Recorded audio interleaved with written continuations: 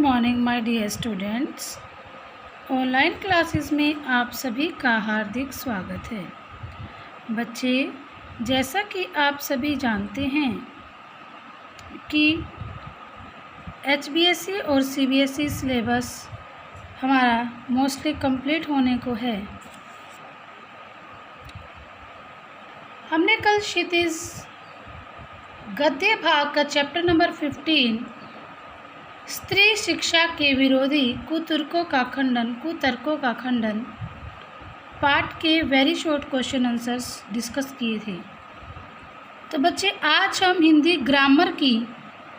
हिंदी व्याकरण की एक लेटर जो है उसको डिस्कस करेंगे, जिसका नाम आपके सामने है। ध्यान से देखिए बच्चे, अब वो क्या है।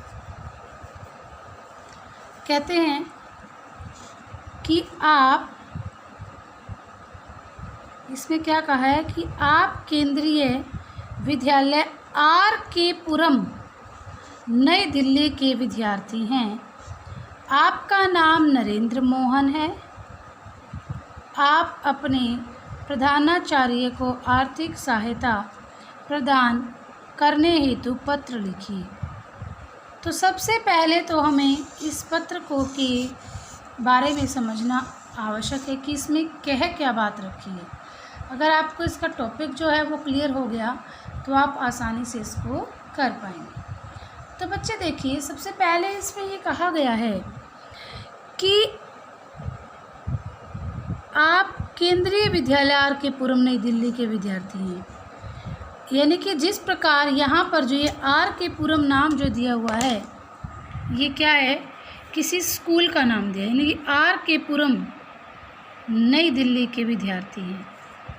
केंद्रीय विद्यालय है RK पुरम के और नई दिल्ली में है। ठीक है बच्चे, जैसे आपके स्कूल का एड्रेस दे दें और आपको बता दें, ठीक है ना।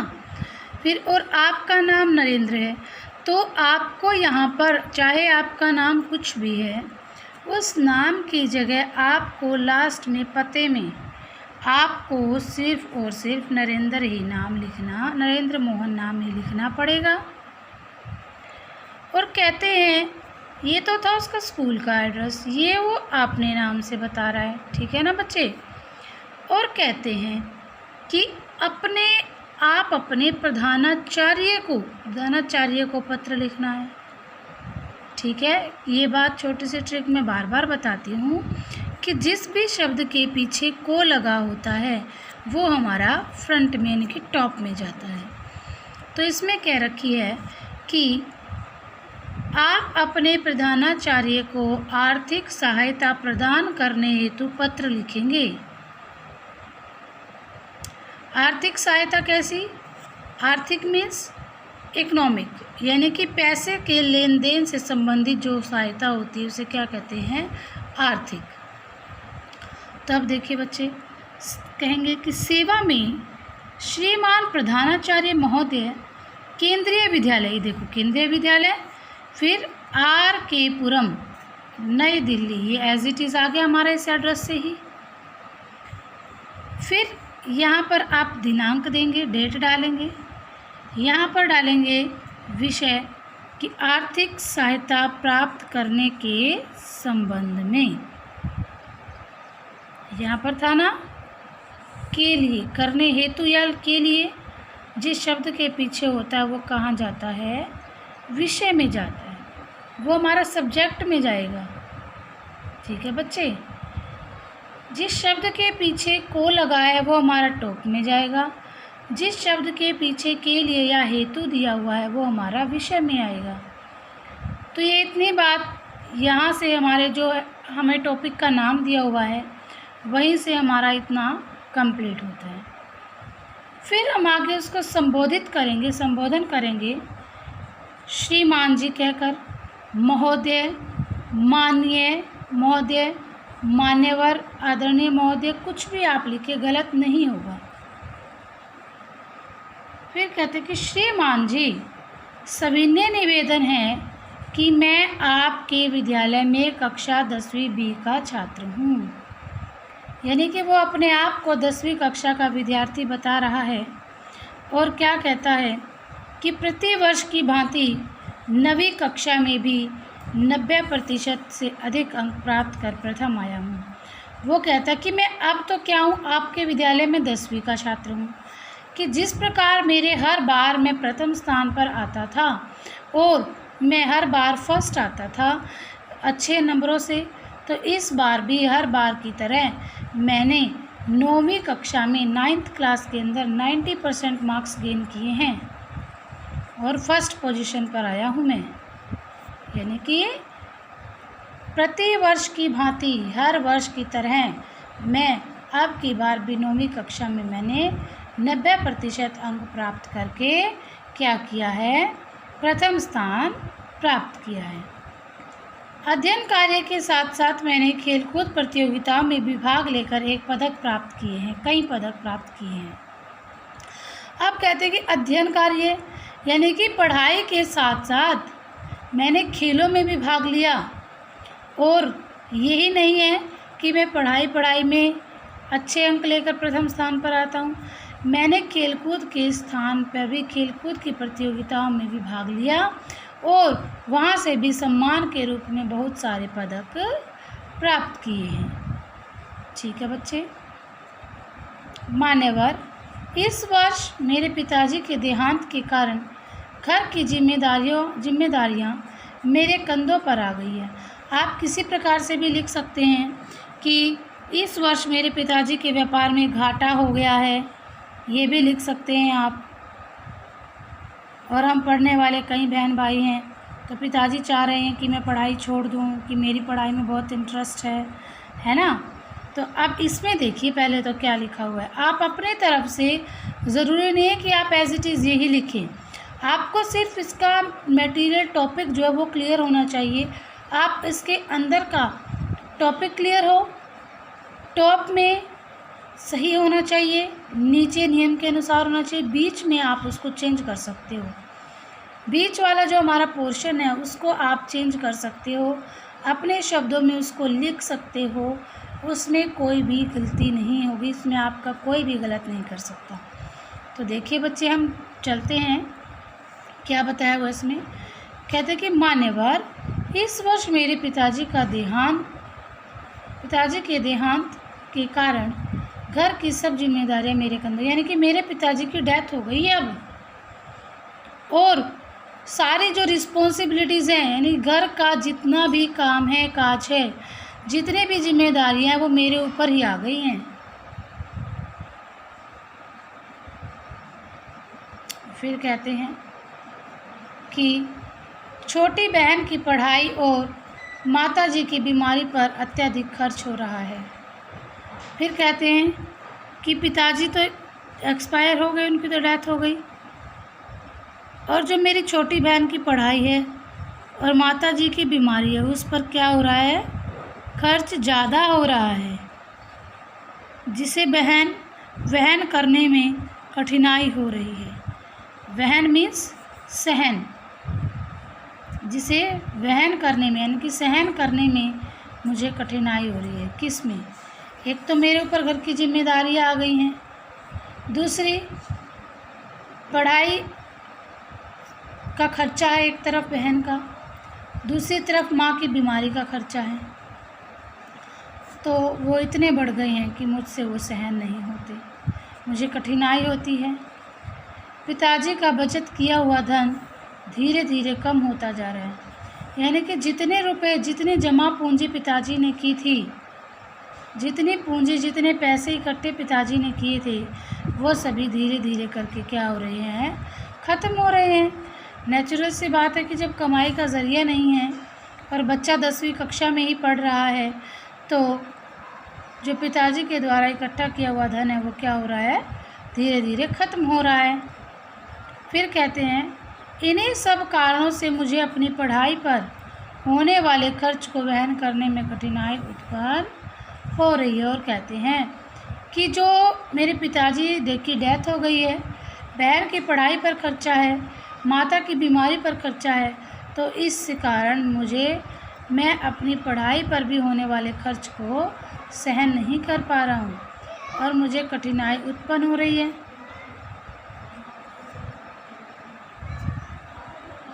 अतः आपसे निवेदन है कि मुझे हर वर्ष की तरह 500 रुपये की मासिक आर्थिक सहायता दें। और वो कहते कि मुझे जिस प्रकार आप हर बार 500 रुपये देते थे, उसी प्रकार अब भी आप मुझे 500 रुपये की सहायता प्रदान करें, ताकि मेरी पढ़ाई आबाद चलती रहे, यानी कि उसमें कोई कठिनाई ना आए, ना रुके। इस सहयोग और कृपा के लिए मैं आपका कृतज्ञ रहूँगा। और अगर आप मुझे 500 रुपये दे देंगे तो आपके इस सहयोग और इस कृपा के लिए मैं आपके उपकार का सदा आपका उपकारी रहूँगा। फिर लास्ट में कहता है धन्यवाद आपका आज्ञाकारी शिष्य, जो आपको यहाँ पर टॉपिक में दिया था, आपका नाम नरेंद्र मोहन। तो आप यहाँ पर क्या देंगे कि मेरे आपका आज्ञाकारी शिष्य नरेंद्र मोहन, कक्षा 10वीं बी। तो अब देखा बच्चों आप लोगों ने कि इसके क्या बताया, आपने देखा कि इसका जो अंदर का जो हमारे पार्ट है, विषय वस्तु जो हमारी है, ये प्रारूप तो हमारा जो है वो एज इट इज़ रहेगा, लेकिन जो इसकी विषय वस्तु है उसको हम चेंज कर सकते हैं। उसमें हम ज़रूरी नहीं है कि एज इट इज़ यही लिखें, यही वर्ड्स आपके साथ होने चाहिए, एज इट इज़ नहीं। इसमें आप लोग क्या कर सकते हैं, इसमें आप लिख सकते हैं वही कि मैं आपके विद्यालय का 10वीं कक्षा का छात्र हूँ, ये वाली लाइन एज इट इज़ रहेगी। फिर कह सकते हैं कि श्रीमान जी, इस वर्ष मेरे पिताजी के व्यापार में घाटा हो गया है और हम पढ़ने वाले 5 भाई बहन हैं और घाटा होने की वजह से घर की आर्थिक स्थिति जो है वो ख़राब हो गई है।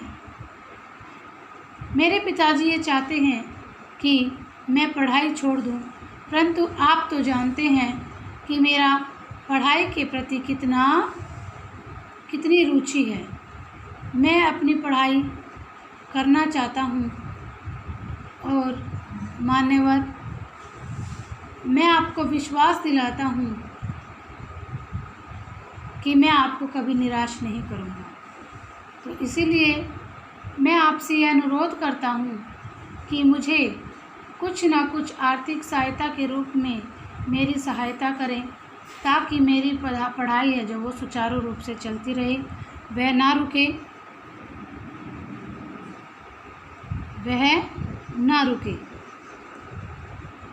मैं आपको विश्वास दिलाता हूँ कि मैं इस वर्ष भी हर वर्ष की तरह अच्छे अंक लेकर पास होऊंगा और प्रथम स्थान प्राप्त करूंगा। तो इस प्रकार भी आप लिख सकते हैं। इसकी जगह कोई और भी आप लॉजिक लिखना चाहे वो आप लिख सकते हैं स्टूडेंट्स। तो ये थी बच्चे हमारी पत्र, आर्थिक सहायता के लिए प्रधानाचार्य को पत्र लिखा है। अब नेक्स्ट हम करते हैं, हाँ जी बच्चे, अब अगली देखिए बच्चा, अगली है कि गत कुछ दिनों से, गत मीन्स पिछले कुछ दिनों से आपके क्षेत्र में अपराध बढ़ने लगे हैं। उनकी रोकथाम के लिए थानाध्यक्ष को पत्र लिखिए। तो जिस शब्द के पीछे को लिखा होता है वो जाएगा हमारा टॉप पे, और के लिए, किन के लिए, आपके क्षेत्र में अपराध बढ़ रहे हैं, तो अपराधों की रोकथाम के लिए जाएगा आपका सब्जेक्ट में। तो देखते हैं, सेवा में थानाध्यक्ष महोदय, पीतमपुरा दिल्ली। यहाँ पर अब आप कोई एड्रेस दे सकते हैं। इसमें आपको कोई एड्रेस का नाम नहीं दिया हुआ, कोई भी बात नहीं बताई है, तो आप इसमें एड्रेस अपनी मर्जी का दे सकते हैं। लेकिन सेवा में थानाध्यक्ष महोदय, पीतमपुरा दिल्ली, दिनांक डाल देंगे, फिर विषय डालेंगे अपराधों की रोकथाम हेतु या अपराधों की रोकथाम के संदर्भ में, कुछ भी लिख सकते हैं, गलत नहीं होगा। फिर उनका संबोधन करेंगे, मान्यवर, मान्यवर महोदय, या कुछ भी कहकर, मान्यवर, श्रीमान, महोदय, कुछ भी कहें। मुझे अत्यंत खेद के साथ ये लिखना पड़ रहा है, यानी कि मुझे बहुत दुख के साथ लिखना पड़ रहा है कि जो हमारी कॉलोनी है, कॉलोनी की शांति प्रियता पर जिसको हमें नाज था, यानी कि हमारी जो कॉलोनी थी उसके अंदर शांति थी, हम सबको उस पर नाज था, फ़क्र था बहुत, उस कॉलोनी में आजकल अपराधियों का बोलबाला, यानी कि वहाँ पर आजकल अपराध बढ़ने लगे हैं। फिर कहते हैं महिलाएं तो घर से बाहर निकलने से भी कतराती हैं। क्यों? क्योंकि अभी पिछले सप्ताह में एक महिला के गले से बदमाश ने चैन झपट ली, लड़की का पर्स छीन लिया। राह चलती लड़कियों को छेड़ना तो आम बात हो गई है। परसों एक ज्वेलर की दुकान को लूट लिया गया और जब उसने बदमाशों का मुकाबला करने की कोशिश की तो बदमाशों ने सरेआम बीच बाजार गोली मारकर उसकी हत्या कर दी। यानी कि ये सभी क्या हैं? ये सभी अपराध हैं। क्राइम जो है लगातार बढ़ रहे हैं, उनकी रोकथाम होनी चाहिए, ठीक है ना। तो कहते हैं इस कारण व्यक्ति अपनी तथा पूरे परिवार की सुरक्षा को लेकर चिंतित है। नेचुरल सी बात है कि जब सरेआम दिन दहाड़े गोलियां चलेंगी, दुकानों को लूटा जाएगा, लड़कियों को छेड़ा जाएगा, महिलाओं के जेवरात जो है वो छीने जाएंगे, तो नॉर्मल सी बात है कि सभी परिवार वालों को या सभी व्यक्तियों को, आसपास के क्षेत्र के सभी व्यक्तियों को डरना तो लाजमी है, डरना तो बिल्कुल सामान्य बात है। फिर कहते हैं अतः आपसे विनम्र निवेदन है। फिर वो कहते हैं, थानाध्यक्ष को कह रहे हैं कि हमारा आपसे विनम्र निवेदन है कि कृपया हमारी कॉलोनी में उचित सुरक्षा का प्रबंध करें, कि पुलिस की गश्त बढ़े। यानी कि जो पुलिस कस्टडी है, यानी कि पुलिस जो है वो पुलिस का जो पहरा है वो हमारे क्षेत्र में, हमारी कॉलोनी में बढ़ा दें, जिससे तेज़ी से जो अपराध हो रहा है उसकी रोकथाम हो जाए। तो यही बात है कि डेली की डेली, दिन प्रतिदिन जो ऐसी घटनाएं, ऐसी वारदात घट रही हैं वो आगे ना घटे, तो इसके लिए हम थानाध्यक्ष को पत्र लिखना था हमें। तो फिर यहाँ पर धन्यवाद करेंगे उनका, धन्यवाद। फिर प्रार्थी कृष्ण कुमार, यहाँ पर भी आप अपनी मर्जी का एड्रेस दे सकते हैं, कुछ भी लिख सकते हैं, जो आपका नाम है, जहाँ आप रहते हैं या जिस क्षेत्र के बारे में आप रिपोर्ट लिख रहे हैं। ठीक है स्टूडेंट्स, तो ये 2 आपकी बेटे पत्र मैंने डिस्कस किए हैं, तो इनको मैं आपसे रिक्वेस्ट करूँगी कि आप सभी इनको एक बार ज़रूर याद करके देखें, पढ़कर देखें।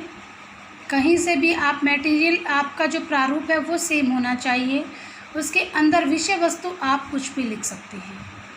ठीक है बच्चे, कुछ भी का मतलब ये नहीं कि कहीं और से कुछ उल्टा सीधा लिखना, नहीं, जो आपके पास टॉपिक है उससे रिलेटेड आप लोग लिख सकते हैं। तो ठीक है students, thank you, have a nice day.